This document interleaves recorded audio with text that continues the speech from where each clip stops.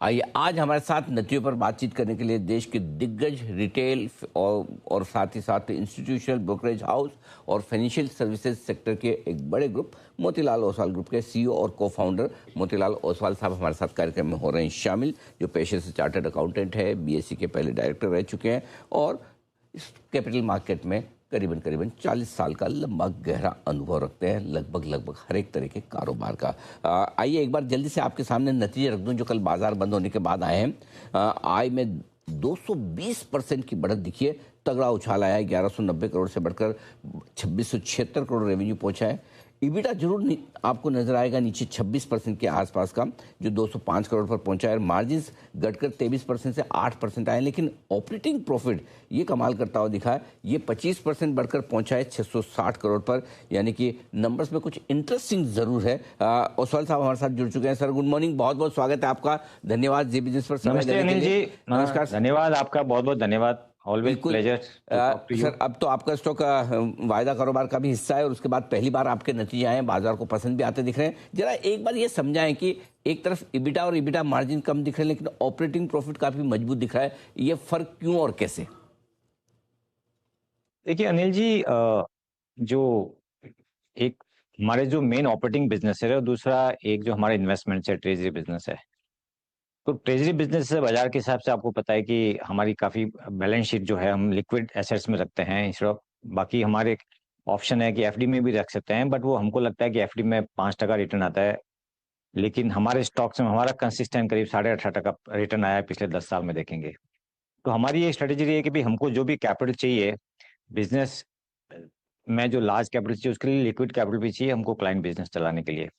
तो ट्रेजरी के लिए ये साल अच्छा नहीं था बिकॉज मार्केट काफी खराब था, तो उसका इम्पैक्ट आपको दिखेगा कि भाई ट्रेजरी में आपका नेगेटिव लॉस है। लेकिन ऑपरेटिंग बिजनेसेस जो हमारी कंपनी में जो एक इंटीग्रेटेड कैपिटल मार्केट प्लेयर है, ऑपरेटिंग बिजनेस में सब businesses except broking business flat था इस बार।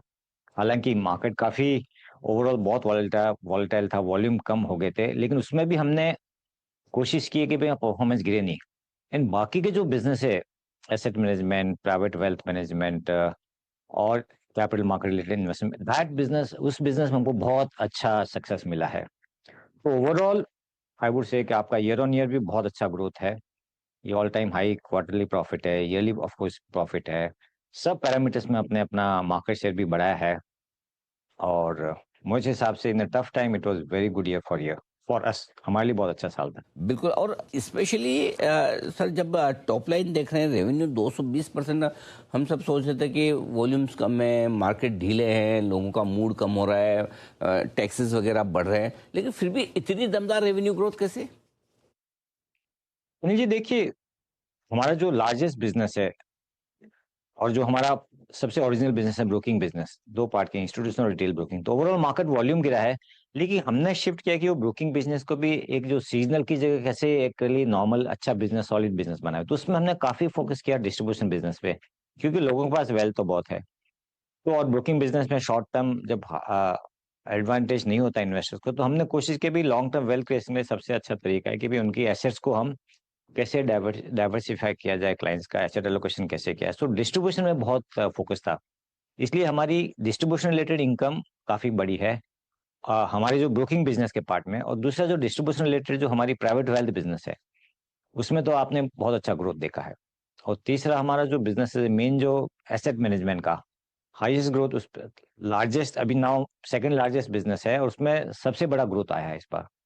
सो ओवरऑल आप बैलेंस करेंगे तो आपको उस नतीजे के हिसाब से मार्जिन आपको कम क्यों दिख रहे हैं, because of treasury and because of the business largest वो ब्रोकिंग बिजनेस है which was flat in terms of profits. लेकिन रेवेन्यू ग्रोथ, और मैं बता दूं हमारे दर्शकों को कि जो ऑपरेटिंग प्रॉफिट है, highest ever quarterly operating profit आया है कंपनी की तरफ से 660 करोड़ का। अब बताएं सर कि इस महीने से ही, अप्रैल के महीने से ही अब नए एसटीटी की दरें लागू हुई है, क्या आपको लगता है कि वॉल्यूम पर किसी तरह का कोई असर पड़ेगा थोड़ा इस पर? और साथ ही मार्जिन्स के जो नियम थोड़े कड़े किए गए हैं आरबीआई की तरफ से भी, जो 3 महीने के लिए टाले तो गए हैं, क्या लगता है कि वॉल्यूम पर थोड़ा असर पड़ सकता है? देखिए रेगुलर एनवायरनमेंट, मैं बोल रहा हूँ जो पहले था उससे तो अभी बहुत फेवरेबल है। तो यस, इम्पैक्ट होगा, लेकिन ये ज़रूरी था, स्पेकुलेटिव एक्टिविटी को कम करने का बहुत एक इम्पोर्टेंट था, बिकॉज़ आपने देखा होगा कि बहुत सारे नए लोग होते हैं जो न्यू टू द मार्केट होते हैं, उनको मार्केट की अंडरस्टैंडिंग नहीं होती है, इसलिए वो आते ही वो लॉस करते हैं, फिर वो ब्लेम करते हैं मार्केट को।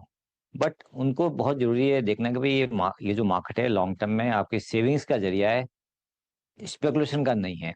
और अगर आप थोड़े बहुत रिस्क भी ले रहे हो तो आपको देखना चाहिए कि उसमें रिस्क है, स्पेशली इन ऑप्शन बिज़नेस। सो मुझे लगता है कि एक मेजर जो इन्वेस्टर के हिसाब से कभी उसको एक डिसएडवांटेज है ट्रेडिंग करने के लिए, ताकि वो उसका फोकस हो गया शिफ्ट हो जाए इन्वेस्टमेंट की तरफ। सो यस, हमारे लिए बिजनेस में इम्पैक्ट हो सकता है, तो मुझे हमेशा लगता है कि लॉन्ग टर्म में जो हमारे इन्वेस्टर के लिए अच्छा है वो हमारे लिए अच्छा है।